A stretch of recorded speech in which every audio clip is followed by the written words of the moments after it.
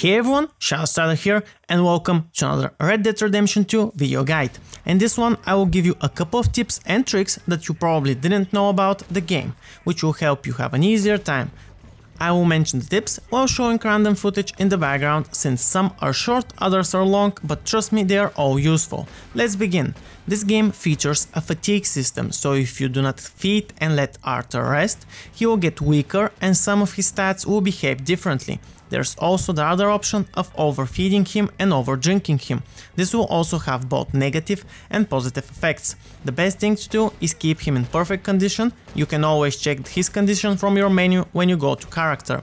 You can also see what benefits and what negative sides each one of the effects is gonna have. And I mean that if you overfeed him, it's gonna have a benefit. When you overfeed him, it's also gonna have a negative side. Depending on the weather conditions, you also need to change your clothing. This has a huge impact and will affect your stats and performance. Do not get too dressed during hot days and do not underdress during cold ones. Similar to a character, your weapons will get dirty and clogged up with time. The more you use them and the more you expose them to harsh environments like sand, snow and water, the faster they will degrade. Clean them up so that you restore their performance. Sometimes even a bit of cleaning can help you a long way.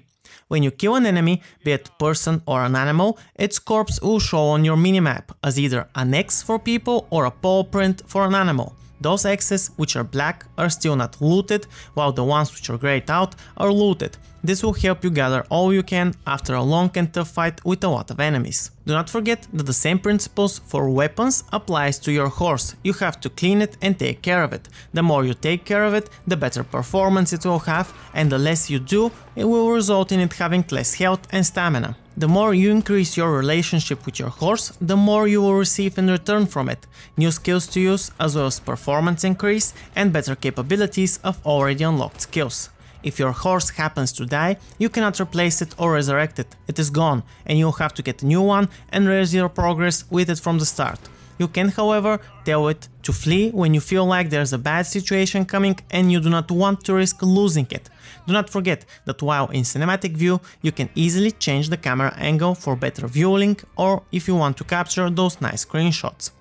Arthur's hair and facial hair will grow with time. You can change those based on the length. Different styles will unlock at the barber for both depending on their length, which is a fancy feature you can enjoy. You can shave in your tent, while for hair you will need to visit a barber. Using a bandana during a crime will reduce your wanted meter faster, so always put one on when you do something crazy and illegal. Also remember that you can always pay off your bounties in the post office. Remember that health and stamina bars have an inner part, which determines how fast your bars refill. You can keep them high to restore your health faster, and keep them low for taking a while for the regeneration to happen. A cool feature is that you can shoot other people's hats off and steal them. Vice versa, they can also do the same to you. If you lose your hat, it will appear as an icon on the minimap.